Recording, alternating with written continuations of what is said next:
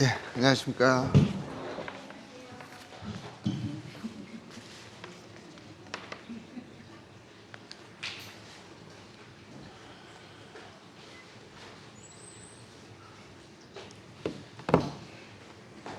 예, 고맙습니다.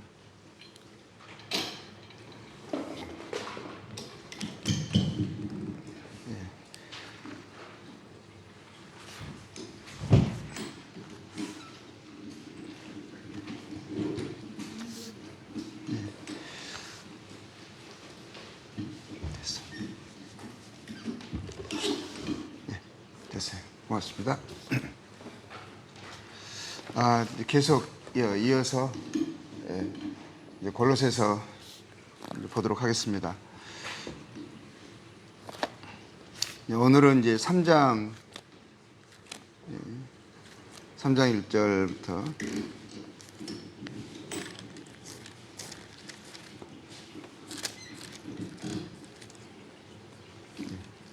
됐어.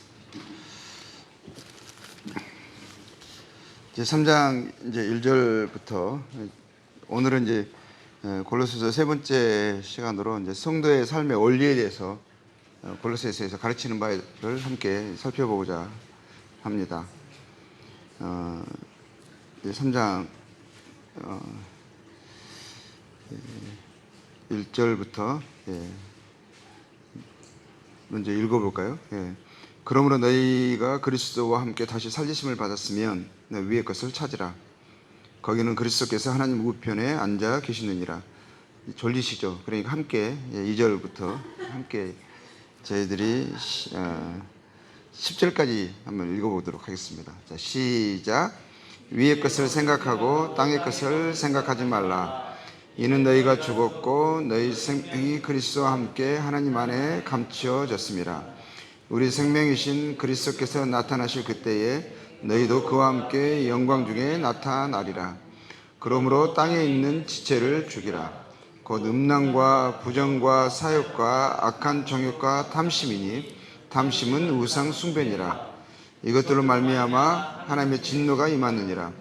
너희도 전에 그 가운데 살 때에는 그 가운데서 행하였으나 이제는 너희가 이 모든 것을 벗어버리라. 곧 분함과 노염과 악의와 비방과 너희 입에 부끄러운 말이라. 너희가 서로 거짓말을 하지 말라. 옛사람과 그 행위를 벗어버리고 새 사람을 입었으니 이는 자기를 창조하신 이의 형상을 따라 지식에까지 새롭게 하심을 입은 자니라. 이제 보면 여기서 이제 성도의 삶의 원리를 적용하는 부분에서 이제 나오는데요. 이제 2장 8절에 보면 이제 이런 말씀이 있습니다. 이제 주의해야 될 부분들이 있거든요. 2장 8절에 이렇게 말씀하고 있는데, 누가 철학과 헛된 속임수로 너희를 사로잡을까 주의하라. 너희를 사로잡을까 주의하라. 너희를 속일까 주의하라. 속지 말라라는 것이거든요. 근데 이 철학과 헛된 속임수, 또 이것은 사람의 전통과 세상의 초등학문을 따름이요 그리스도를 따름이 아니니라. 그러니까 사람의 전통, 세상의 초등학문, 이런 이제 그것이 여러 이름으로 오는 거죠. 뭐 철학이든지 여러 가지 뭐 삶의 뭐 지혜라는 등 뭐 여러 가지 방식으로 오겠죠. 근데 이런 것들이 결국에는 이제 속임수인 거예요.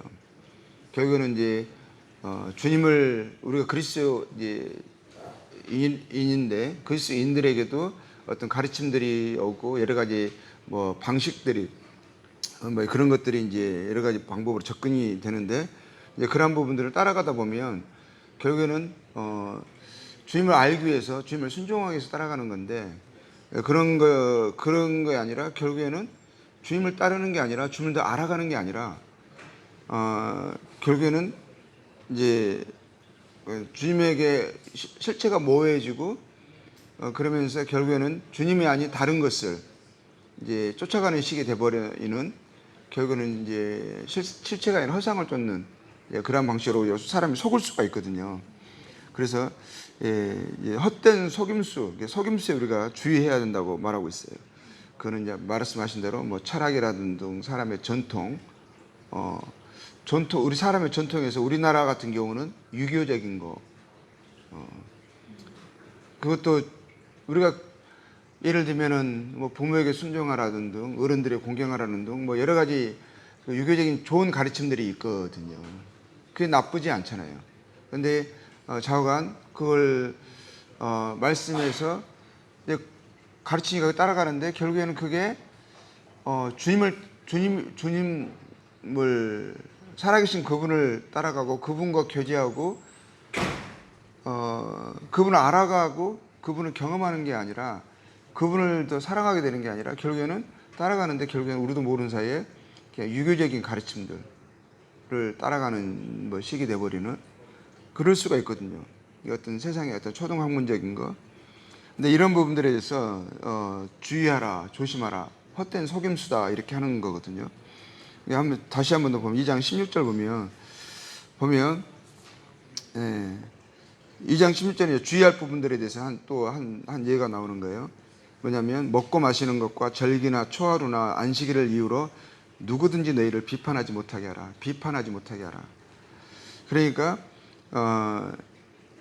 이제 어떻게 보면은 교회에서 가르쳐지는 그리스도인이니까 이렇게 해야 된다라고 하는, 근데 그런 부분들이 성경에 나오는 부분들이에요. 뭐 이제 구약 성경에 나오고 뭐 이런 부분들이잖아요. 이제 이런 부분들을 절기나 뭐 어떤 안식일을 지키는 그런 거라든가 이런 부분은 이제 나오는 부분이란 말이에요. 근데 그런 것들에 대해서 만약에 우리가 하지 않는다면, 예를 들면은 뭐 교회 전통들이 있잖아요. 뭐 지금까지 이제 오랜 기간 동안 이제 형성되어 온 쌓여온 교회 전통들이 있어요. 근데 그것들에 대해서 그냥 사람들이 그냥 전통이니까 익숙해져진 거니까 교회 다니면 자연스럽게 이렇게 해야 되는 거라고 그냥 일반적으로 생각하는 그런 행위들이 있거든요. 근데 그런 것들을 왜 하는지도 몰라요. 그냥 교회 오면 그냥 의뢰해야 되는 걸로 인식을 하고 그리스도인이라면, 기독교인이라면 이렇게 해야 된다는 것이 있는데 별다른 생각 없이 했던 것들이거든요. 근데 실상 그 의미나 이유를 잘 모르죠. 그냥 교회 전통으로 남아있는 경우들이 많아요. 근데 그런 것들에 대해서 이제 만약에 그걸 하지 않는다라고 한다면 예를 들면 절기를 지키는 거라든가 이런 걸 이것에 대해서 그것에 대해서 만약에 이제 지금 신약의 초대교회 성도들도 그러게 되는 거거든요. 지금 계속 전환점이잖아요. 그때는 그 모든 사람들이 하나님을 아는 사람, 여호와 하나님을 아는 사람이라면, 하나님 믿는다고 하는 사람이라면 구약 성경에서 나오는 여러 가지 가르침들을 존중하고 따라하는 것이 익숙하고 해야 된다고 하는 게 있어요. 근데 그것들에 대해서 지금 하지 않고 있는 거거든요. 예를 들면 안식일을 지키지 않고, 전혀 낯선 개념은 일요일을 주의 날로 정해서 그날 성도들이 모이는 거예요. 그리고 구약에 있던 모든 그 절기들 있잖아요. 그런 절기들을 지키지 않는 거예요. 이제 그렇게 됐을 때 처음에 성도들이 성경을 믿는다고 하고, 그때는 구약 성경밖에 없잖아요. 신약 성경도 없잖아요. 그냥 성경을 믿는다고 하면 그것이 엄청나게 중요하게 나오는 부분들이거든요. 그것을 지키기 위해서 뭐 이렇게 목숨까지도 지켜서 고소하고 막 이런 부분인데, 신약 성경은 그런 부분들을 하다못해 안식일을 그렇게 지키라는 부분도 10계명에서 4계명인데 그걸 안 지키고 있단 말이에요. 그러면 그걸 가지고 사람들이 너는 하나님을 믿는다고 하면서 성경을 읽고 따른다고 하면서 왜 이러한 것들이 가르치고 있는 분명한 것을 행하지 않느냐라고 했을 때 비판할 수가 있거든요. 근데 뭐라고 말하냐면 그것으로 인해서 너희를 비판하지 못하게 하라 이렇게 되어 있어요. 근데 이게 이제 종교적인 행위적인 거죠. 근데 17절에 보면 뭐라고 되냐면 이러한 것들은 장래일의 그림자다 그랬어요. 그러니까 구약에 나왔던 모든 절기라든가 이러한 모든 좀 먹고 마시는 어떤 그런 예식이라든가 이 모든 것들이 결국 뭘 이야기하는 거냐면 장차 나타날 실체에 대한 그림자였었거든요. 근데 실체가 오셨어요. 그거 다 이루셨어요. 그럼 더 이상 그림자가 필요하지 않는 거잖아요. 그런데 종교적인 행위와 전통이었어. 그런 것들 안 한다는 게 이상한 거예요.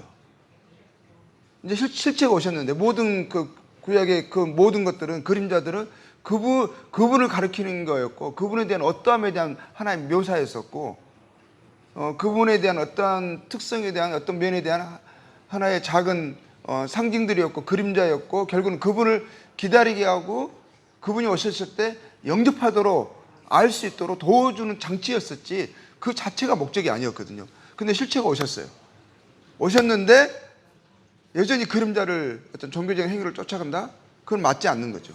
근데 그걸 하지 않았을 때 이제 사람들이 비판할 때 이제 그 종교적인 어떤 그 행위나 그 익숙한 면들에 대해서 이제 사람들도 적응해야 되는 거잖아요.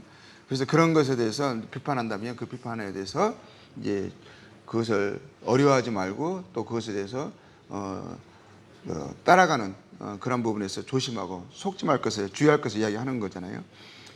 이제 또 한 부분에 이제 그 뒤에 이어서 보면 18절에 보면 아무도 꾸며낸 겸손과 천사 숭배를 이유로 너희를 정죄하지 못하게 하라. 이게 16절에서는 비판하지 못하게 하라. 그 전에는 이제 8절에서는 주의하라 막 이렇게 나오죠. 그리고 여기서는 이제 정죄하지 못하게 하라 이렇게 나오고 있어요. 근데 꾸며낸 겸손과 천사 숭배. 근데 천사 숭배라는 것은 또 그게 이런 것도 있거든요. 이게 예를 들면 이런 거죠. 어떻게 우리가 감히 크신 하나님 앞에 감히 그 하나님 앞에 서서 그 하나님 앞에 경배를 드린다고 하느냐, 그 하나님 앞에 기도를 한다고 하느냐. 하나님 너무 크신 분이다. 맞죠? 근데 이것을 뭐냐면 우리는 그럴 수 없다. 그래서 하나님 너무 크시고 우리는 너무 죄인이기 때문에 그럴 수 없고, 근데 하나님 중개자를 두셨다. 그게 이제 그를 통해서 우리가 하나님께 나아갈 수 있다. 이게 어떻게 보면 겸손하게 보이죠. 그러잖아요. 그러니까 그 한 예가 예를 들면 카톨릭에서는 마리아를 통해서 나가는 거죠. 근데 이때는 아마 뭐 천사들의 하나님의 계시를 또 구약 성경이나 이런 데 보면은 나타내주고 하고, 마리아나 또 그 누구죠? 그 사가랴 같은 경우에도 천사들이 가브리엘이 나타나서 하나님이 하실 일에 대해서 그 예수 그리스도에 대해서 또 그 예수 이제 그분을 증거하기 위해서 사람들에게 나타낸 선지자에 대해서 가브리엘이 계시해 주셨잖아요. 이러한 것들이 아마 이제 사람들에게 들려졌겠죠. 들려졌을 때는 이제 뭐라냐면 그렇게 하나님이 그러한 천사를 통해서 중재자를 통해서 우리에게 말씀하신다. 그리고 그분을 통해 나간다 하면서 어떤 하나님의 계시, 천사를 통해서 나타내신 것에 대해서 확대 그런 것들을 이제 강조하는 거예요. 그래서 우리의 겸손을 이야기하는 것 같지만 실상은 뭘 이야기하는 거예요? 실체가 오셨는데 실체가 아니라 다른 헛된 것을 우리 마음을 그리스도에게서 떠나게 해서 분유하게 하는 어떤 그러한 어떤 사탄의 속임수거든요. 근데 그런 부분에서 정말 조심할 것을 이야기하는 거, 주의할 것을.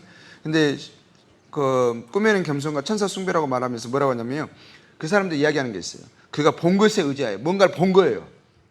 꿈에서 봤든지 환상을 봤든지 뭔가 본 거예요. 깨달은 거예요. 본 것을 의지해서, 근데 그 육신의 생각을 따라, 거기에 본 것을 생각을 따라 뭐예요? 헛되이 과장하고, 그래서 어떤 경험을 했나 보죠. 신비한 경험을 한 거예요. 신비한 경험, 어떤 것을 본 거예요. 그거를 보고 그 생각해 보니까 의미가 막 깊어지는 거죠. 그래서 그것을 사람의 육신의 생각을 따라 헛되이 과장하고.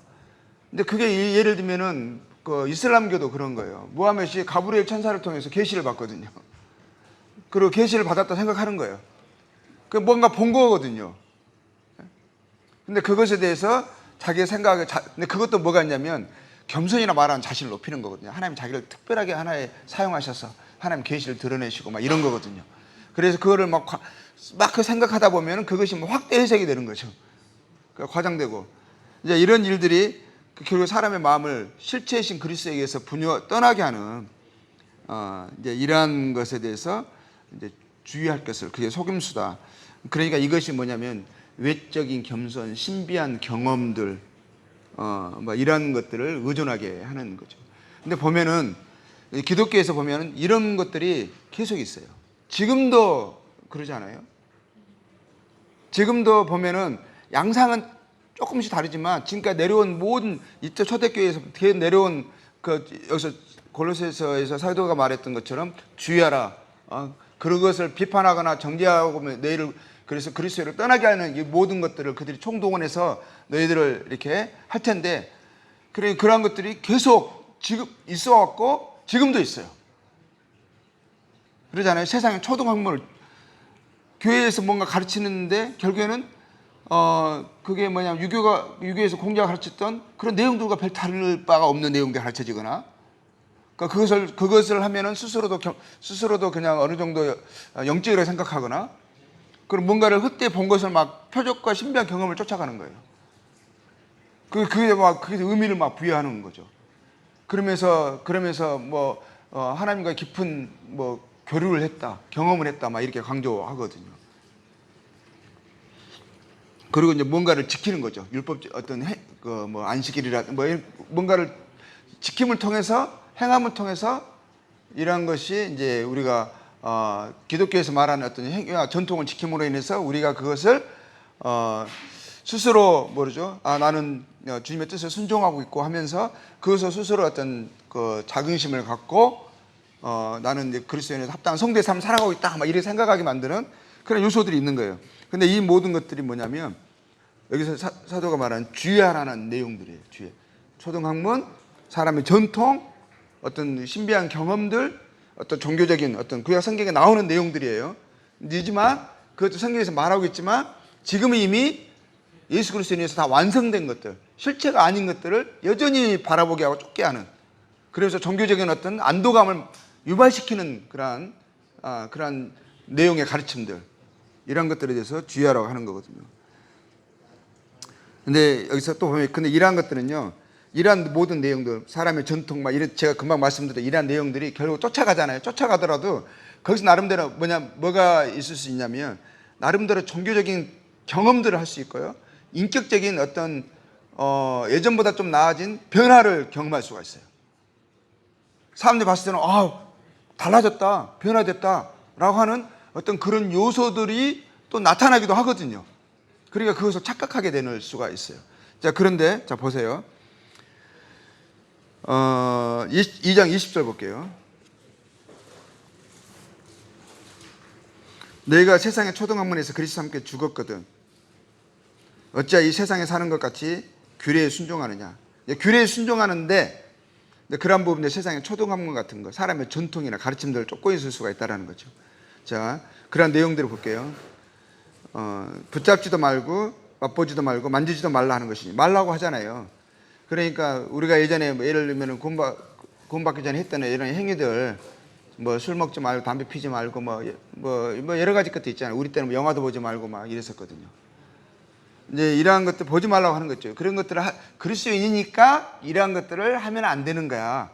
근데 그게 나쁜 거 하지 않는 게 나쁜 게 아니에요. 좋은 거예요. 그렇잖아요. 뭐 술 먹고 담배 안 피면 좋은 거잖아요. 근데 그러한 것들이 어떤 주님을 따라감에 있어서 그것이 이제 그런 의미를 이제 부여하는 거거든요. 근데 보세요. 그것이 좋은 거긴 하지만 나쁜 것은 아니에요. 그렇지만 22절에 이 모든 것은 한때 쓰이고 없어지리라. 사람의 명령과 가르침을 따르느냐. 23절 이런 것들은 자의적 숭배와 겸손과 몸을 괴롭게 하는데 지혜 있는 모양이라.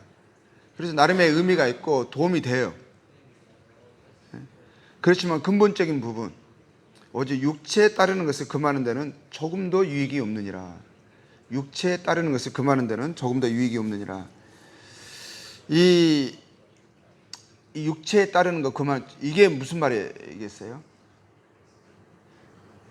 외적인 모양, 약간의 변화, 어떤 그런 것을 통해서 내가 하나님을 숭배하고 있다는, 그래서 하나님을 내가 섬기는 자로서 변화되고 있다는 그런 것에서 어느 정도의 만족감과 성취감을 줄 수는 있어요.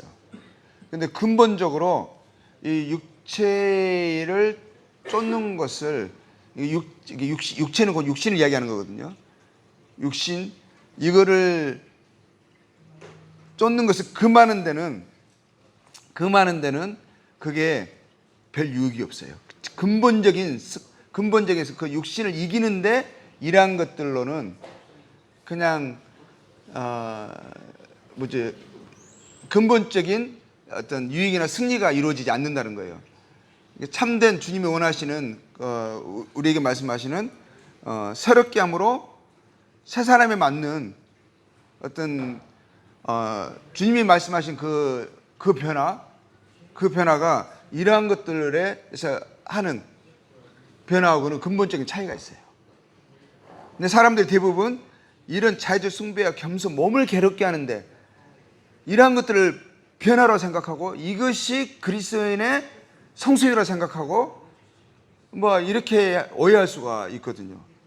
근데 근본적인 우리가 싸워야 할 대상, 우리가 승리해야 할 어떤 그런 것에 대해서 이제 근본에 접근하지, 이제 본질에 접근하지 못하고 이제 분유한 싸움으로 끝날 수가 있거든요. 그러니까 그림자, 실체와 실체를 쫓는 것이 아니라 그림자를 따라가는 신앙이 될 수 있다는 거예요. 그걸 이야기하는 거거든요. 자, 그게 무슨 말이냐?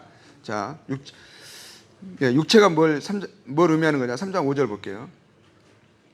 그러므로 땅에 있는 지체를 죽이라. 곧 음란과 부정과 사욕과 악한 정욕과 탐심이니 탐심 우상 숭배니라. 이것들을 말미암아 하나님의 진노가 임하느니라. 너희가 전에 그 가운데 살 때는 그 가운데 행하였으나 이제는 너희가 이 모든 것을 벗어버리라. 곧 분함과 노염과 악의와 비방과 너희 입의 모든 부끄러운 말이라. 이게 육체 쫓는 것을 금하는 거. 그러니까 땅에 있는 지체라고 말하고 있어요. 육체에 땅에 있는 지체, 그리고 다른 데에서는 노마사나 이런 데에서 육신이라 말하고 있고요. 이러한 것들을 금하는데, 그러니까 이것에 이기는데 육신에 대한 죽은 자를 여기고 그러셨잖아요. 그 육신은 하나님을 절대 기뻐시게 할 수 없다고 그랬거든요. 그리고 하나님의 법을 순종할 수 없다고 되어 있어요. 그렇죠? 근데 우리의 싸움은 이 근본적인 이 육체, 쫓는 것을 금하는, 이것에 우리를 이끌어가는 것에 대해서 우리가 이것을 금하고 이것을 죽이고, 그래서 이 본질의 싸움이 이건데, 근데 약간 종교적인 규례와 어떤 말하고 있는 몇 가지 형태를 지킴으로 인해서 나는 지금 주님을 기독교인으로서 삶을 살아가고 있는 거야 라고 하는 어떤 거짓된 만족감을 줄 수 있다는 거죠. 그런데 실상을 보면 여전히 육신이 이기는지 육신이 승리하는지는 몰라요. 그냥 종교적인 규례만 몇 가지 규례만 실천하면 나는 그리스도인의 삶을 살아가겠다 생각하는 거야. 그것을 못하는 사람들이, 잘하는, 의지적인 사람들은 그걸 할 수 있거든요. 의지적인 강한 사람 있잖아요. 그러니까 그런 사람들이 하면은 못하는 사람들 보면 판단하는 거죠. 왜 그걸 못하냐고 하는 거죠. 자기 의지적인 사람들은 겉에서 봤을 때는 이 사람은 자기는 신앙심이 괜찮다고 생각하는 거예요. 몇 가지 말하고 있는 것을 하고 있거든요. 그렇지 못한 사람은 못하거든요. 그러니까 못한 사람은 그 의지를 하려고 해보는데 안 돼. 그리고 되는 사람들은 이제 교만하고. 그런데 근본적인 이 육체에 쫓는 것, 땅에 있는 지체를 그게 뭔지도 모르고, 그게 죽인다는 의미도 뭔지도 모르고, 이렇게 그렇게 그냥 종교적인 삶으로 살아갈 수 있다는 거예요. 지금 골로새서가 그걸 이야기하고 있고, 신약 성경 전체가 그걸 이야기하고 있어요. 그러니까 노마서에서 육신에 대해서는 죽은 자를 여기고 하나님께 대한 산 자를 여기라, 이런 모든 말씀들이 다 이런 의미거든요. 자, 볼게요. 또 3장 10절에서 보면, 여기서 이제 10절에서 14절까지는 이제 새 사람을 입었고, 새 사람 입은 게 무엇이라는 게 이게 나오거든요. 이게 결국에는 새 사람을 입었고, 그리고 그리스도를 따르는 게 무엇인가? 그 12절에서는 너희는 하나님의 택하서 거룩하고 사랑받는 자처럼 하면서 이제 이러한 긍휼과 자비와 겸손과 원의로 옷 입고 이러면서 정말 우리가 육체의 소욕이 올라오는데 그것을 이기고, 그리고 이제는 그리스도를 쫓고 그분을 닮아가면서 우리 안에서 그리스도를 닮은 성품으로 살아가는 것들이, 이러한 것들이 결국은 그리스도 따름으로 나오는 것들인데, 이것이 아니라 결국에는 이제 이러한 우리의 싸움을 우리가 싸워야 되는데, 그것이 아니라 이제 아까 사도 바울이 주열하게 했던 어떤 그러한 것들에 그러한 것들이 우리가 싸워야 할 싸움에 대해서 푯대를 잃어버리게 하는 거죠. 분유하게 하는 거예요. 흐트러뜨린 거예요, 관심을. 자, 우선 3장 10절 먼저 볼게요. 새 사람을 입었으니, 자, 우리가 새 사람을 입었다고 되어 있습니다. 이는 자기를 창조하신 이의 형상을 따라 지식에까지 새롭게 하심을 입은 자. 그럼 우리가 어떻게 육체 쫓는 것을 금할 수 있는지, 그것에 대한 참된 유익된 하나님의 가르치심이 뭔지, 교훈이 뭔지를 이야기하고 있는 거예요. 근본은 그 전의 것으로는 이 육체 쫓는 것을 금하는, 땅에 있는 지체를 죽이는 데 참된 유익이 될 수가 없어요. 그걸로는 이길 수가 없어요. 하나님이 우리에게 주신 육체 쫓는 것을 금하는, 땅에 있는 지체를 죽인다는 말이 무슨 말이고, 우리가 새 사람이 되어서 바른 교훈을 쫓아 살아간다는 것이 무슨 말인지, 그리고 그것을 어떻게 그게 가능한지를 이것이 계속 이제 그런 부분을 우리에게 지금 말씀해 주고 있는 거거든요. 자, 보세요. 우리가 어떻게 그러면 그 하나님의 그리스도를 닮은 모습으로 살아갈 수 있는지, 육체 쫓는 것을 우리가 어떻게 금하고 승리할 수 있는지, 그 성도의 삶의 원리를 지금 가르쳐주고 있는 거거든요. 말씀하고 있는 거거든요. 그것은 이것으로만 우리가 이길 수 있어요. 이것을 계속 생각하고 적용하고, 그래서 이것을 삶에서 경험해 나갈 때만 우리가 가능하다는 거예요. 이것이 우리에게 주신 바른 교훈이고 성도의 삶의 원리예요. 자, 3절 10절에서 보면 새 사람을 입었다고 되어 있어요. 우리가 입었다고 되어 있죠. 지식에까지 새롭게 하심을 받았다고 되어 있어요. 자, 그런데 12절을 볼게요. 12절은 뭐라고 되어 있냐면, 너희는 하나님 택하사 거룩하고 사랑받는 자처럼 긍휼과 자비와 겸손 온유와 어리참을 옷 입으라고 되어 있어요. 새 사람을 입었다고 해놓고, 입었죠? 그런데 12절에서는 또 입으라고 되어 있어요. 저 입었는데 입었다고 되어 있어요. 자, 또 볼게요. 3장 3절에 보면은, 이는 너희가 죽었고 그랬죠. 죽었다고 되어 있죠. 자, 우리가 어떻게 죽었어요? 우리 여전히 살아있잖아요. 근데 주님은 우리를 보실 때 죽었다고 되어 있어요. 우리가 그 진리를 알죠. 우리가 어제 그 시간을 공부했잖아요. 너희가 세례로 그리스도와 함께 장사되고 그랬거든요. 우리 믿음으로 그리스도와 함께 죽었죠. 그렇죠. 그리스도의 죽으심이, 십자가의 죽으심이 곧 저의 죄로 인한 죽으심이었잖아요. 그래서 저희는 그리스도에 죽으실 때 함께 죽은 것으로 보는 거거든요. 죄와 허물에 대해서 우리가 그리스도와 함께 십자가에 죽은 거, 우리도 그래서 너희가 죽었다고 되어 있어요. 우리가 이 진리를 알고 있어요. 근데 죽었다고 되어 있는 3장 5절 볼게요. 죽었는데 땅에 있는 지체를 죽이래요. 죽었다고 금방 했잖아요. 죽었잖아요. 근데 또 죽이라 되어 있어요. 너는 새 사람을 입었다고 해놓고 또 입으라 하셨어요. 그러니까 원리 진리가 있죠. 진리가 있고 본질이 있잖아요. 그렇죠? 그리고 우리에게 이루어진 진리가 있어요. 그리스도 안에서. 그것을 우리가 받아들이고 그걸 믿고 이제는 삶에서 적용할 때는, 그것을 적용하는 측면에 이야기할 때는 입어라, 죽여라 이렇게 하는 거거든요. 자, 또 볼게요. 근데 우리가 이제 아까 3장 12절에 옷 입고라는 표현을 했을 때 그 옷을 누구를 이야기하는 거냐면, 그 이런 자처럼 옷을 입어라 됐잖아요. 근데 그 로마서 13장 14절에도 보면 이런 말씀이 있어요. 그 옷 입는다는 표현이 뭐냐? 로마서 13장 14절에 오직 주 예수로 옷 입고 이런 말이 있어요. 주 예수로 옷 입고.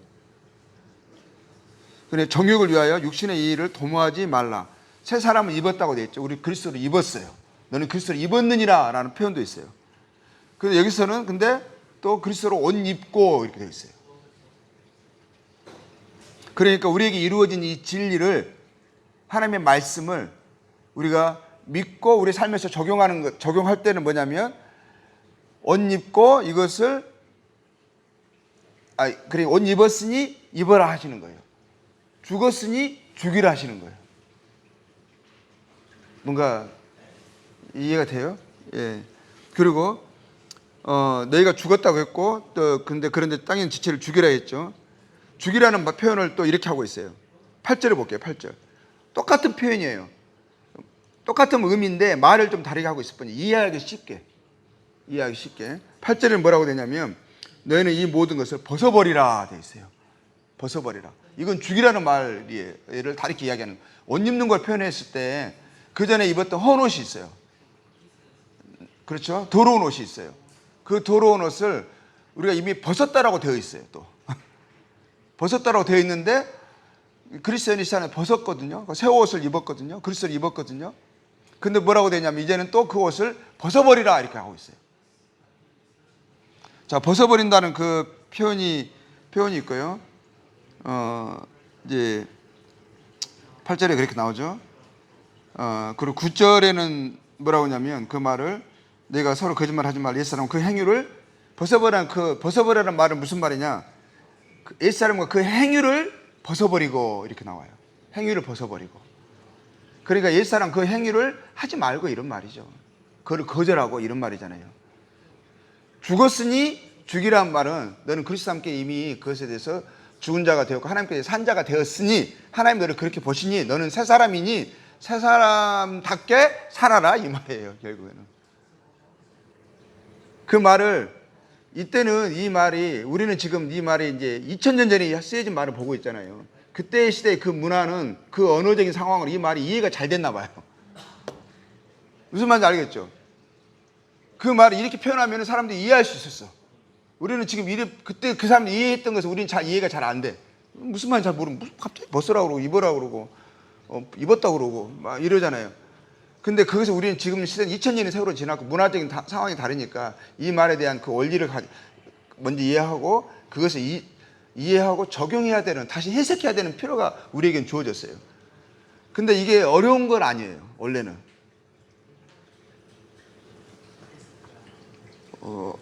어렵진 않죠. 예. 자, 새 사람을 입었으니, 자, 이게 다른 표현하면 새 사람을 입었으니 새 사람을 입어라 이런 뜻이에요. 무슨 말인지 알겠어요? 새 사람을 입었으니 그러니까 새 사람을 입어라 이 말이거든요. 자, 이 말은 좀 무슨 말이냐면요. 마음과 생각을 위에 것을 찾으라 그랬잖아요. 위에 것을 마음을 두라 그랬잖아요. 그렇죠? 그는 그리스도께 마음을 두라 이 말이거든요. 영광 가운데 계신 그리스도께 마음을 두라. 그분의 위치가 내가 그분과 함께 죽었잖아요. 하나님 보실 때는. 그리고 그래서 근데 그분이 지금 어디에 있어요? 부활하셔가지고 하나님의 영광의 우편에 계셔요. 그분의 영광이 곧 누구의 영광이죠? 그분의 영광이 나의 영광인 거예요. 그분이 사셨잖아요. 그분의 생명이 나의 생명인 거예요. 그래서 그분이 우리의 마음을 두라 이 말이거든요. 우리의 소망을 두고 우리의 영광을 두고 우리의 기쁨을 두고 만족을 두라 이거죠. 우리의 보물은 그분이시다 이거예요.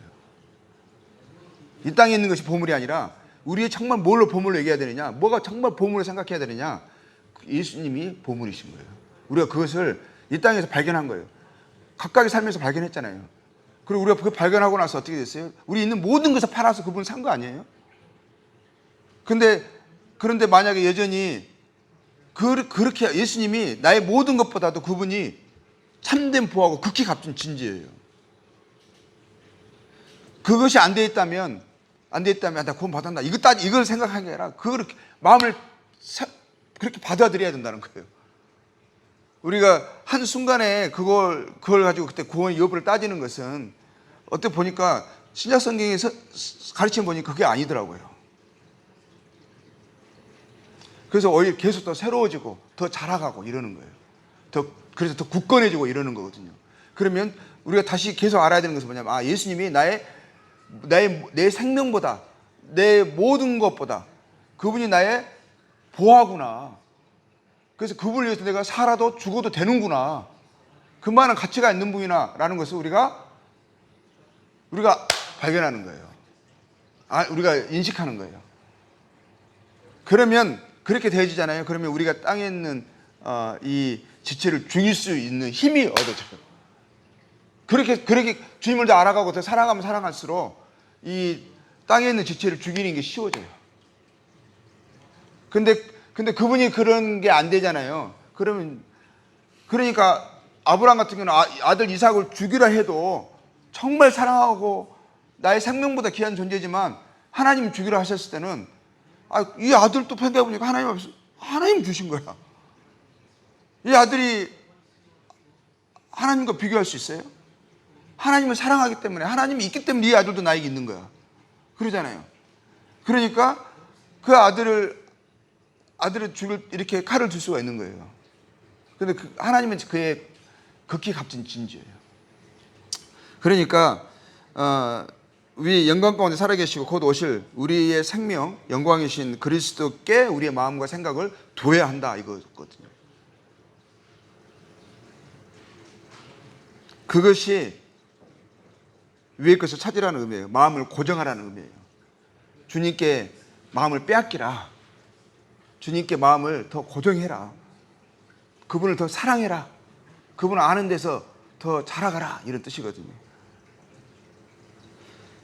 그래서 2절에서는 위의 것을 생각하고, 다 똑같은 말이에요. 4절에서는 우리의 생명이신 그리스도께서 그와 함께 우리가 또 영광 중에 나타날 거잖아요. 그분이 우리 생명의 영광이란 말, 그 말이거든요. 그리고 이제 옛사람과 그 행위를 벗어버리라.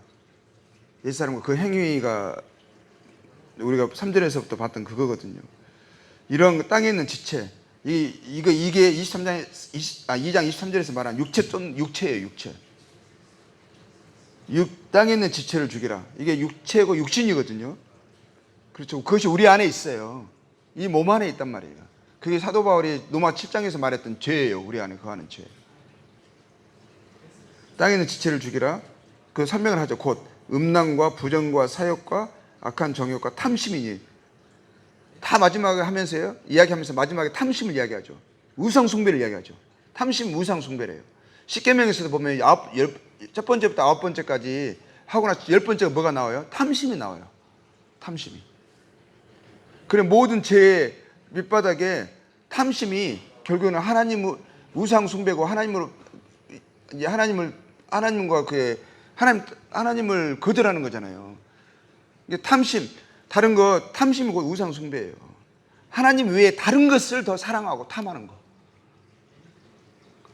오히려 그것을 얻기 위해서 하나님이 이용하는 거, 이게 탐심이거든요. 오히려 모든 것을 들여서 그분을 사랑하는 데 사용해야 되는데, 그분을 알아가는데, 그분을 섬기는 데 드려야 되는데, 그래서 주님이 그러시죠. 불의의 제물로 친구를 사귀라. 이 썩어질 것으로, 영원할 썩어지지 않는 것을 사라, 이렇게 나오는 건데, 썩어지지 않는 것을 얻기 위해서 주님을 이용하려고 하는 거예요. 이 마음이 썩어질 것을 빼앗겨 있어요. 그게 뭐냐면 탐심이라는 거예요. 그게 우상 숭배라는 거예요. 이게 땅에 있는 지체, 육체라는 거예요. 이게 육신이라는 거예요. 그래서 우리가 땅에 있는 지체를 죽이라는 거예요. 우리가 이 육신이 내 안에 있어요. 이걸 쫓는 거, 이걸 쫓는다는 거, 이것이 조종되는 거, 이게 순종되는 거거든요. 이것을 내가 거절하고 쫓아가지 않는 데는 앞에 말했던 자의적 숭배, 사람의 전통과 가르침을 쫓는 거, 이걸로는 절대 안 된다는 거예요. 아니, 술 먹고 담배 안 한다고 해서 그게 육체 쫓는 것이 금해지냐고요. 그거 한다고 해서 내가 그리스도인으로서 내가 삶을 살아가고 있는 거냐고요. 물론 안 하는 건 좋은 거예요. 그렇지만 그거 안 한다고 해서 나는 정상적인 그리스도인, 여전히 육체 가운데 우상 숭배하면서 살아가고 있는데. 그래서 우리가 항상 내 안에 그게 있는데 이것을 내가 계속 죽이라는 거예요. 죽이고 거절하는 것이 우리 삶에서, 이거를 우리 삶에서 살아가고 경험하고 매 순간 그걸 적용해 가는 거거든요. 오늘 됐다고 해서 내일 안 되는 게 아니에요. 다시 그런 생각이 안 떠오르는 게 아니에요. 오늘 승리했다고 해서 내일도 승리할 수 있는 보장이 있는 게 아니에요. 항상 우리가 그리스도를 사랑하고 그리스도를 알아가는 데 자라감으로 나에게 그리스도 안에서 나에 있는 진리를 내가 항상 마음에 기억하고 생각하면서 이것에 대해서 내가 항상 거절해야 되는 거예요. 그래서 그것이 경험으로 쌓이고 그것이 내 성품으로 남고 익숙하게 되어지고 경건한 습관이 형성되어지고, 그래서 그것이 이기는데 더 쉬워지는 것이고 이러는 거지, 그것이 없어지잖아요. 언제까지? 죽을 때까지. 그래서 우리가 마음에서 이 몸을 벗기를 우리가 소원하잖아요. 근데 우리 나중에 몸을 벗을 날이 있어요. 우리 몸의 성량이 우리가 기다리고 있어요. 그러기 전까지는 우리가 입었으니 입어야 되는 거예요. 죽었으니 죽여야 되는 거예요. 벗었으니 벗어야 되는 거예요. 무슨 말씀인지 알겠죠? 성경에서 그런 부분들이 계속 나와요. 계속. 근데 하나님이 이 옛사람 이 행위를 이가 뭐냐? 이것들에 6절에 뭐냐면 이것들을 말하면 하나님의 진노가 임한다고 되어 있어요. 진노. 하나님이 육체를 땅에 있는 지체를 그것에 하나님이 진노하세요. 하나님의 진노가 불의로 진리를 막는 사람들의 모든 경건하지 않음과 불의에 대하여 하늘로부터 나타나나니 되어 있어요. 하나님의 진노. 하나님이 이것을 진노하시는 것은 하나님의 본성이에요. 속성이에요. 그러면 이 무슨 말이겠어요? 구원받았다고 하는 하나님의 사람들이 여전히 이 육체 가운데 살아가고 있어요. 우상 숭배를 하고 있어요. 근데도 내가 하나님 구원받은 하나님의 자녀니까 여전히 하나님께서 이것을 그렇게 살아가고 있어도 아이 괜찮아. 너는 괜찮아. 이렇게 하실 것 같아요? 어림도 없는 소리라고. 어림도 없는 소리. 그리고 그 말이 뭐라고 되냐면 3장 25절에 나와 있어요. 그 말이 이 말이에요. 불의를 행하는 자는 불의의 보응을 받으려니 주는 사람을 예모로 취하심 없느니라. 이 말은 무슨 말이에요? 아니 성도니까 죽었으니까 죽여야 되고 입었으니까 입어야 되는데 내 여전히 죽었는데도 여전히 그 진노 아래 살아가고 있는 거예요. 여전히 탐심을 갖고 우상 숭배하며 살아가고 있어요. 그러면 하나님이 나를 예모로 기독교인이니까 이스라엘인이니까 하면서 예모로 너는 괜찮아 그러실 것 같아요? 오히려 더 이 진노 가운데 살아가잖아요. 내가 계속 땅에 있는 지체를 죽이면서 내가 그리스도를 옷 입고 살아가는 데서 살아가지 못하고 계속 진노 가운데 살아가잖아요. 그러면 뭐가 일어나요? 삶에 그리스도인이라면 하나님의 징계가 있어요. 징계가. 절대 편안하게 살 수가 없어요. 저주가 있어요. 저주가. 그러면 그렇게 살아가잖아요. 그럼 두려워해야 돼요. 언제 죽을지 몰라요. 언제 사고 나서 팔다리 잘라질지 몰라요. 이거 좀 내가 말을 좀 그러긴 한데 자관 그만큼 내 마음속에 고통이 있어요. 고통이.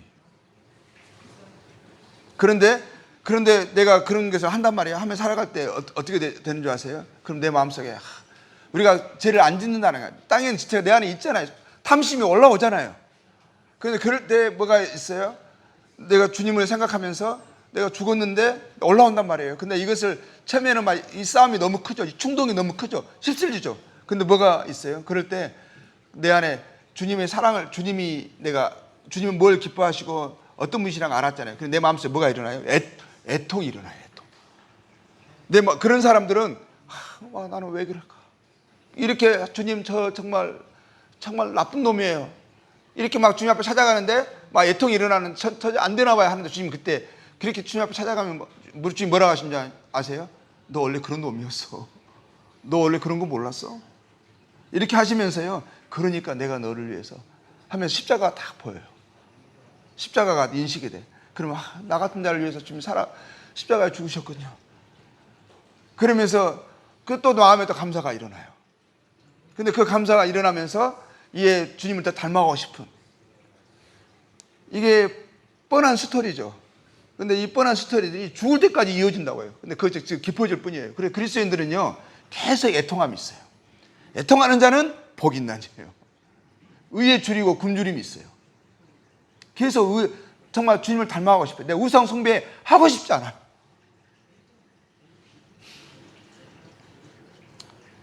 그래서 정말 주님 분명히 말씀하셨어요. 그 안에 이것들을 말하면 하나님의 진노가 있어요.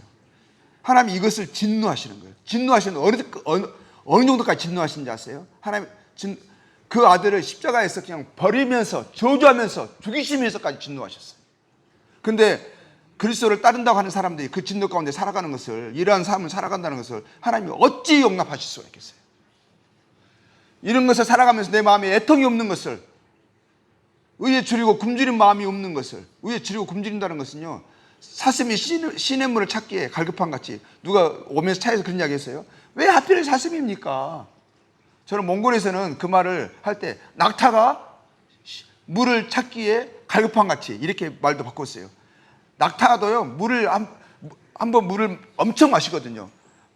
엄청 마시는데 많이 물이 떨어지잖아요. 그럼 물을 찾으려고 막 미쳐.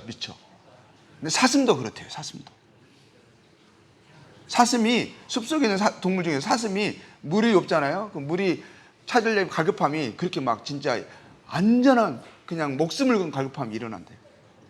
근데 우리 그리스도인들이 그것과 견주는 거예요. 그것만이 우리에게 참된 평안과 기쁨과 만족과 삶의 의미를 줍니다. 그래서 자, 이게 뭐냐면 8절에서 하나님 진노하신다고 되어 있어요. 7절에서 너희가 전에 그 가운데 살 때는 그 가운데 행하였어요. 우리가 그 가운데 살았잖아요. 행하였잖아요. 근데 이제는 그러죠. 8절에 이제는 너희가 이 모든 것을 벗어버리라. 곧 나왔어요. 분함과 노여움과 악의와 비방과 내 입에 부끄러운 말이라. 너희가 서로 거짓말을 하지 말라. 이것을 옛사람이라 말하고, 옛사람 그리스도와 함께 십자가에 못 박혀 죽은 옛사람, 지금 우리는 새 사람이잖아요. 옛사람 살아서는 안 되는 거잖아요. 그러니까 옛사람으로 살지 말라는 거예요. 옛사람은 그 행위를 벗어버리라. 옛사람은 그 행위가 이러한 행위들이에요. 그걸 벗어버리라 하는 거예요. 여기서 보면은 왜 그 옛사람에 대한 행위를 몇 가지 예를 든 거거든요. 5절에서 예를 들었고, 5절에서 예를 이제 또 구체적으로 8절에서 좀 들었는데, 벗어버리면서 조금 더 세부적인 예를 들었는데, 분함, 노염 이렇게 나왔을 것 같아요. 악의, 비방. 왜 이게 나왔을 것 같아요? 그게 이제 비교되는 게 15절에서 비교가 돼요. 그리스도 평강이 내 마음을 주장하게 하라. 너희는 평강을 위하여 한 몸으로 부르심을 받았으니. 자, 평강을 위하여 한 몸으로 부르심을 받았으니. 우리가 어제 그런 이야기 잠깐 했었어요. 우리가 사랑으로, 사랑 안에 연합하여 라는 거. 2장 2절에 나온 말씀이죠.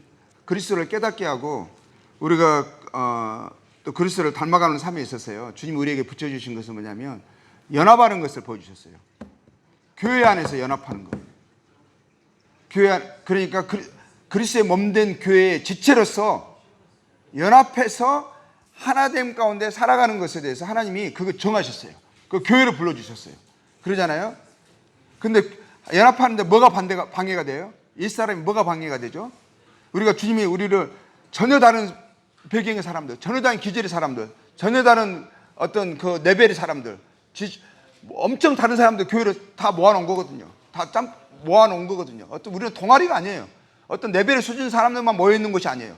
우아래 나이 먹은 적건 진짜 많이 배웠건 적게 배웠건 어떤 대그룹의 사장이든 아니면 진짜 노숙자건 상관없이 다 모아졌잖아요. 모아져가지고 뭘 배워야 되는 거예요? 서로 부딪히면 사랑하고 용납하는 걸 배워야 돼요. 하나됨을 배워야 되는 거거든요. 그게 너무너무 중요해요. 그걸 배워야만 우리가 성장해 나갈 수가 있어요. 옛사람과 행위를 벗어버린 일들이 그거 배우게 하는 거예요. 새 사람을 입었으니까 새 옷을 입어야 되니까 배워야 되는 거. 배워야 되는데 방해되는 게 우리가 평강을 위하여 한 몸으로 부르심을 입었다고 되어 있죠. 평강을, 그게 하나님의 뜻이에요. 그런데 평강을 위하여 한 몸으로 부르심을 입는데 평강하는데 연합되는데 방해되는 게 뭐예요?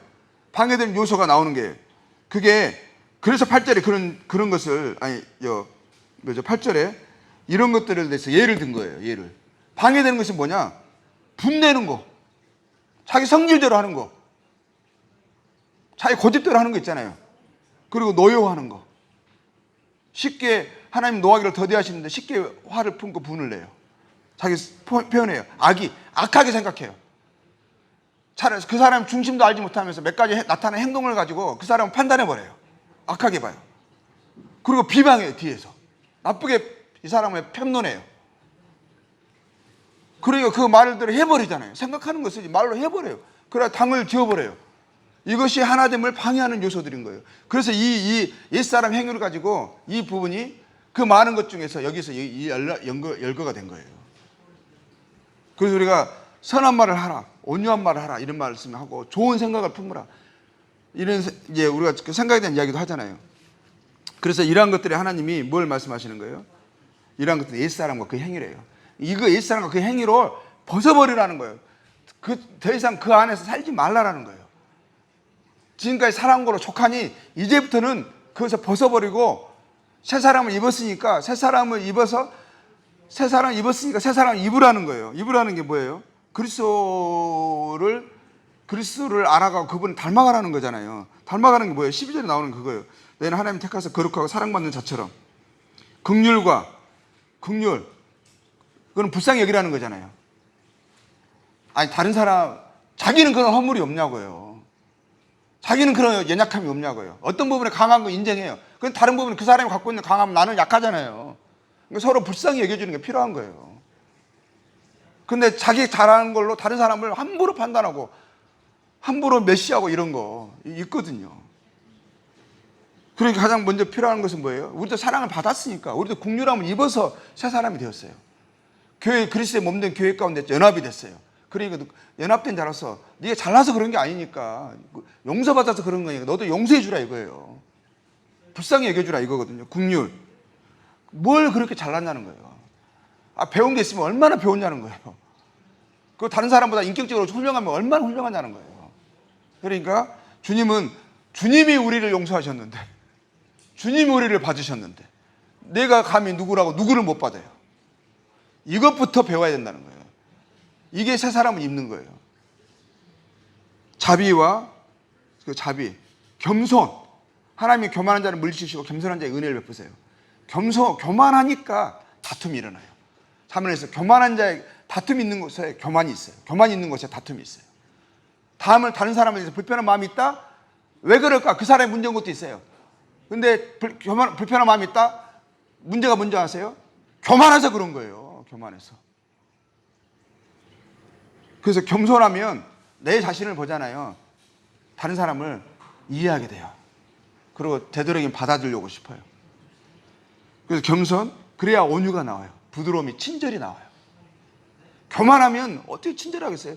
교만하면 뭐가 나오세요? 무례함이 나와요. 무례함. 근데 주님 우리에게 온유하게 하셨잖아요. 나는 마음이 온유하고 겸손하니. 주님은 온유하신 분이셨어요. 온유가 뭐예요? 그 사람에 그래서 불편하지 않는 거예요. 좀 실수하고 허물을 보여도 그것 때문에 위축되지 않는 거예요. 막 편안한 거예요. 온유하고 오래 참음을 옷 입고 돼 있어요. 오래 참음을 옷 입고. 주님을 옷 입으라면 주님을 닮아가라. 주님의 그 마음을 이해해서 너도 그 마음을 따라가려고 해라. 그리스도의 마음을 품으라 하시는 거잖아요. 주님이 우리가 그분을 옷 입었으니까, 우리가 그분 안에 속한 자가 되었으니까, 이런 자를 하나님이 받아주셨으니까 나도 받아야지 이거예요. 받아야지. 내가 그리스도 안에서 내가 어떤 자라는 것을, 내가 받은 사랑을 알면 그것 때문에 너무 감사하고 기뻐하잖아요. 그러면 그만큼 다른 사람들에게 그것을 나타낼 수가 있어요. 내 사랑을 나타낼 수가 있어요. 그러니까 네가 옷 입었으니까 분명히 이야기하는, 네가 구원 받았잖아요. 구원 받은 자처럼 살아라. 구원 받았으면 구원 받으라 이거예요. 무슨 말인지 알겠어요? 구원 받았으면 구원 받으라. 이는 옛사람 그 행위에서 벗어나라 이거거든요. 그래서 그 예를 들어서 보여주세요. 예를 들어 13절에 어떤 예예요? 누가 누구에게 불만이 있거든. 혐의가 있거든. 옛날 개혁 한글에는 혐의라고 돼 있어요. 불만이 있거든. 불만이 있을 수밖에 없죠. 서로 우리 불만 있지 않아요? 이 사람 이것 때문에 마음에 안 들어. 저 사람 저것 때문에 마음에 안 들어. 마음에 안 드는 거 따져봐요. 우리는 여기 있는 게 힘들어요. 서로 얼굴 쳐다보기도 힘들지 않아요? 근데 누가 누구에게 불만이 있거든. 뭐라고 돼 있어요? 서로 용납하여. 용납한 건 서로 받으라는 거예요. 좀 이해해 주라는 거예요. 좀 웃으라는 거예요. 피차 용서하고 돼 있어요. 피차 용서하고. 주께서, 근데 그것이 왜 그렇게 할 수 있어요? 우리가 주께서 너희를 용서하신 것 같이 너희도 그래 하고. 한 예를 들어서 말씀하시는 거예요. 주께서 너희를 용서하신 것 같이 너희도 그러하고. 주님의 용서를 받았다고 말한다면, 그래서 구원받았다고 말한다면 너도 그렇게 하라 이거예요. 근데 왜 너는 구원 안 받은 자처럼 행동하느냐 이거예요. 용서를 받지 못한 사람처럼 왜 행동하느냐 이거예요. 용서받지 못했으니까 용서할 수 없는 거거든요. 사랑받지 못했으니까 사랑 못하는 거거든요. 온유함을 경험해보지 못했으니까 온유할 수 없는 거거든요. 그렇지 않아요? 그러니까 네가 용서 받았으니까, 하나님이 그 온유로 너를 영접해 주셨으니까, 너도 인간이라면, 양심이 조금만 있다면 그걸 생각하면서 해봐라 이거거든요. 해봐라. 근데 또 이럴 수가 있어요. 마음에 있는데 표현을 못해요. 근데 사람이라는 게 마음에 있는 거 어떻게 알아요? 우리는 사람 중심을 볼 수가 없잖아요. 그러니까 뭘 하게 돼요? 그러니까 표현하는 것도 배워야 돼요. 주님도 십자가에서 그 사랑을 표현해 주셨어요. 하나님이 사랑은 마음에 품지만 않으셨어요. 나타내 주셨어요. 그래서 우리가 그 사랑을 알게 된 거예요. 확실한 증거를 보여주셨거든요. 그래서 우리가 이 몸을 표현하는 것도 배워야 돼요. 그래서 작은 실천이 중요하죠. 서로를 향해서 웃어주고 받아주고, 좀 실없는 사랑, 편안한 사랑, 이 사람이 되면 우리가 분위기가 더 서로 대하는데, 그러면 그 가정도요 편안한 가정이 돼. 아버지는 너무 완벽해, 실수가 없어. 그런 집에 근데 그것을 자식들에게 동일하게 요구해. 그러면 그 집은 어떤 행복한 가정 될 것 같아요? 얘들은 아빠랑 있는 게 너무 불편할 거야. 너무 싫을 거야. 그래서 아버지는 그러면서도 자식들한테는 관대해, 이해해줘. 그리고 막 받아줘. 뭐 제가 그렇다는 게 아니라, 근데 항상 주님이 그런 거 보니까 어쩔 때는 제가 조금 자식들보다 더 나은 게 있잖아요. 보이는 게 있어요. 야, 얘 왜 저걸 못할까? 나는 잘하고 있는데, 이런 게 있거든요. 그러면 못하고 있으면 판단이 보여요. 그럼 뭔가 말을 하고 싶어요. 근데 그럴 때 근데 단순히 교훈으로 말하는 게 아니라, 어쩔 때는 편안한 마음 말하는 게 아니라 내 마음이 좀 별로 상해 있어. 그런 말이 거치게 나올 수가 있거든요. 무례하게 나올 수가 있거든요. 그럴 때는 입을 다물어요. 참습니다. 근데 그게 참 필요하더라고요. 입을 뱉어버리면 이 쏟아져 버리잖아요. 그러면 이것이요, 이게 불이더라고. 그냥 이게 우리가 보니까 용이더라고, 용. 불을 품은, 이 말로 품더라고요, 말로. 그 다음에는 확 커져 버려요. 그러다 보면 마음이 그렇게까지 나쁘지 않았는데 더 나빠져 버려. 그러니까 이것을 우리가 좀 참고 재갈을 물리고 하다 보면, 그리고 그러면서 그때 주님께 나아가고 생각하고 이게 되다 보면 우리도 모르는 사이에 그게 어떻게 하고 말씀을 순종하고 있는 거예요. 옷을 입었으니 옷을 입는 거예요. 죽었으니 죽이는 거예요. 벗었으니 벗는 거예요. 그래서 우리가 이렇게 하다 보면, 그리고 이제 그 마지막에 14절만 보면 주님이 그래, 주께서 너희를 용서하신 것 같이 그랬죠. 너희도 그리하고. 그리고 14절에 이 모든 것 위에 사랑을 더하라. 이는 온전하게 매는 뜻이 아니라 사랑을 더하라고 돼 있어요. 주님이 이 모든 게 사랑을 더하. 주님 우리를 사랑하셨잖아요. 그러니까 이것이 단순히 의무로 하는 게 아니라 이제 사랑으로 하는 거. 사랑하려면 어떻게 해야 되겠어요? 우리가 받은 사랑을 우리가 공급을 받아야 돼요. 우리가 물이 차 있어야 물이 흘러가요. 수건이 물에 묻혀 있어야 건지기만 해도 물이 뚝뚝뚝 떨어져요. 마른 수건 백날 짜봐요, 물 나오나. 그러잖아요. 그럼 우리가 주님의 사랑에 푹 담겨 있어야 돼요. 주님을 생각하고 내 마음이 주님의 사랑으로 담겨 있어야 그냥 다른 사람에게 사랑 나타내기가 쉬워요. 온유하기가 쉬워요. 겸손하기가 쉬워요. 그래서 우리가 항상 이렇게 주님 앞에 이 사랑 안에 거하는, 그래서 주님 사랑을 더 기억하고 주님 사랑 안에 더 적고 이러는 것들 우리의 삶 속에서 매 순간에 삶 속에서 계속 일어나야 돼요. 내 마음에 불편함이 있고 답답하고 그냥 짜증이 나고 이러잖아요. 그때는 뭐 어떤 때예요? 그때는 주님 앞에 나아갈 시간이에요. 근데 저는 그렇게 해요. 마음이 막 그렇게도 잘 안 될 때가 있어요. 막 마음이 막 상해 있고 이미 어느 정도 내가 중간에 멈췄어야 되는데 안 멈췄어요. 또 그때 급발진을 해야 되는데 급발진 못했어요. 그 브레이크를 못 밟았어요. 몇 번을 하다 보면 내 마음이 통제가 안 될 때가 있어요. 이제는 뭐 벗어나 버릴 때가 있어요. 그때는 내가 어떻게 해야 되냐면, 저 그때 생각해요. 그때는 항상 제가 말하는 게 굶을 때라고 말해요. 굶을 때. 그때는 밥 먹으면 안 돼요. 주님 말씀을 먹어야, 주님께 나아가서 금식하고 주님께 부르짖을 때지. 이런 것들이 우리의 삶 속에서 습관처럼 이루어져야 돼요. 근데 내가 밥을 계속 먹고 싶으면, 금식하기 싫으면 미리 그 전에 주님이 마음에서 말씀하셨을 때 딱 멈춰야 돼요. 그리고 한 번 말하다가 그래도 입을 딱 멈춰야 돼요. 그럼 굳이 금식 안 해도 돼요. 굳이.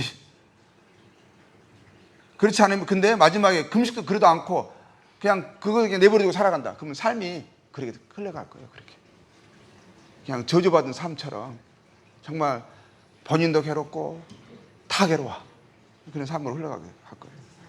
그래서 저는 그때는 정말 애통해하고 그러면서 금식하고 막 그러면서 주님을 찾아야 됐다고 생각합니다. 그래서 우리가 골로새서 말씀을 정말 요약해서 짧게 봤어요. 이제 세 번 시간으로 저희들이 봤는데, 그래서 우리가 새 사람을 입었으니 이제 우리가 이제 우리가 새롭게 살아가는 우리들이 됐으면 좋겠습니다. 지식에까지 하나님의 가치관으로, 하나님의 교훈으로, 그리스도의 받은 사랑으로, 그리스도 안에서 우리가 새로운 이 지식으로 살아가는 새 사람으로 살아가는 저희들 됐으면 좋겠습니다. 좀 기도하고 모든 시간 마치도록 하겠습니다.